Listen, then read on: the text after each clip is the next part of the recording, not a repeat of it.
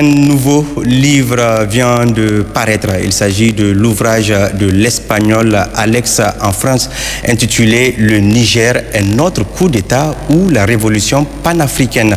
Écrit en espagnol et publié en espagnol et au Venezuela, ce livre rend hommage au Niger dans son combat pour la reconquête de sa souveraineté.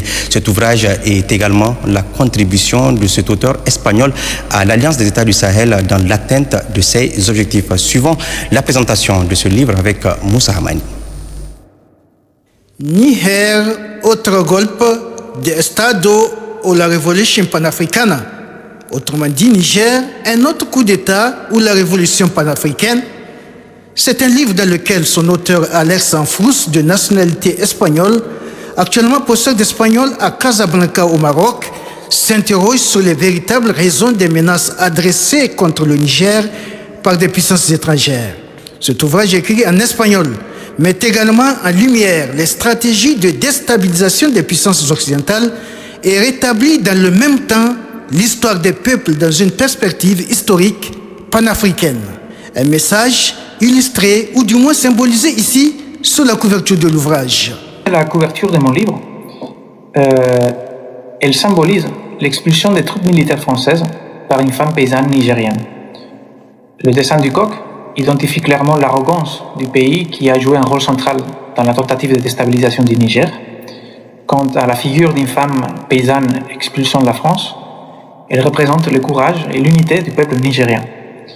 Cette image représente clairement la confrontation politique qui a eu lieu entre ces deux pays dans les premières semaines du mois d'août et les mois successifs.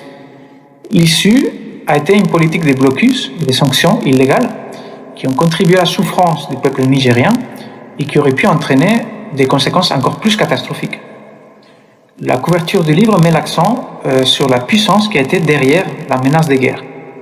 Il fallait répondre à la propagande dominante qui consistait à présenter exclusivement une crise de type régional entre le Niger et ses voisins.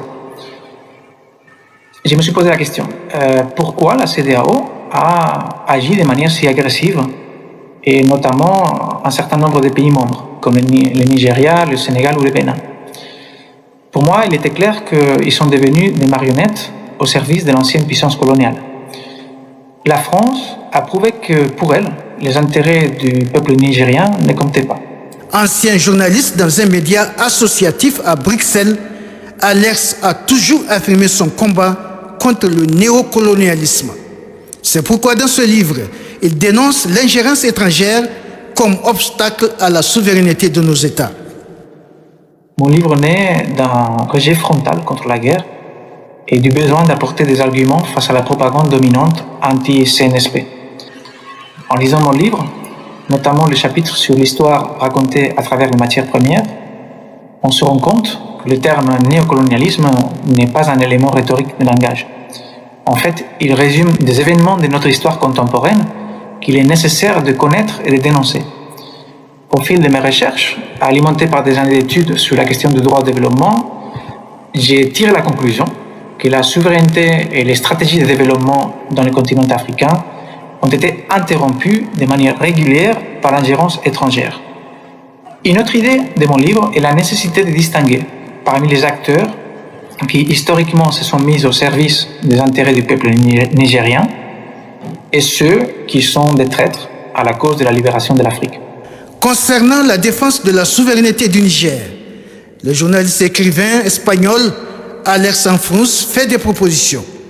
Concernant la défense de la souveraineté du Niger, c'est surtout grâce à l'unité entre les peuples et les CNSP que les principaux défis ont été surmontés jusqu'ici. La première phase de cette lutte de résistance doit permettre de tirer des leçons précieuses pour l'avenir.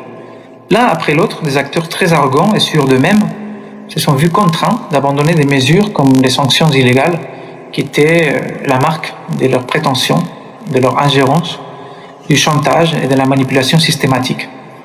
Sans doute, d'autres acteurs de déstabilisation sont moins visibles et attendent leur tour pour tenter d'attaquer la souveraineté du Niger. L'histoire de la lutte populaire en soutien au CNSP a démontré que la dignité d'un peuple n'est pas à vendre. Le peuple nigérien a identifié les traîtres à la cause panafricaine.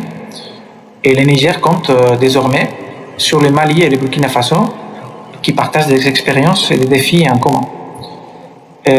Ces trois pays soutiennent une vision stratégique de développement du Sahel.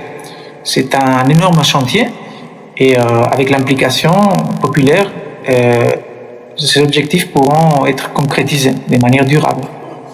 Comme le président Ibrahim Traoré l'a exprimé, il est essentiel que les choses changent du point de vue économique et social. C'est pourquoi certains secteurs de la société ont pu être bénéficiés de manière marginale par le système néocolonial. Les importateurs des produits, par exemple, devraient consacrer un pourcentage de leur argent à la production nationale pour atteindre la souveraineté alimentaire. Pour Alex, ce livre est sa modeste contribution au combat que mènent les dirigeants de l'Alliance des États du Sahel pour la défense de la souveraineté nationale. Les gouvernements de l'AES, agissant pour la défense de la souveraineté nationale et en même temps pour la souveraineté des peuples, doivent garder à l'esprit les leçons des pères fondateurs, comme Kwame Nkrumah ou des penseurs comme Cheikh Anta Diop, qui ont beaucoup réfléchi et ont laissé aux actuelles générations panafricaines des textes de référence sur les questions qui reviennent à la surface grâce à la lutte courageuse du peuple du Sahel. En tant qu'éducateur et professeur, je ne peux m'empêcher de suggérer cette recommandation. D'abord, l'alphabétisation et l'éducation populaire doivent être soutenues de manière urgente afin de continuer à mobiliser le peuple en lui donnant des outils et une formation suffisante pour construire un avenir avec dignité pour tous les enfants de la nation. Cet ouvrage d'Alex Anfous a été publié en Espagne et au Venezuela.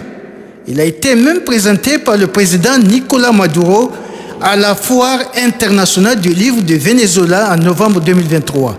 Pour lui, ce livre s'adresse également aux personnes de toute origine qui ont une conscience humaine afin de les aider à comprendre que les peuples africains ont une histoire de lutte et que la pensée et les actions du panafricanisme représentent une cause internationaliste qui vaut la peine d'être mieux connue.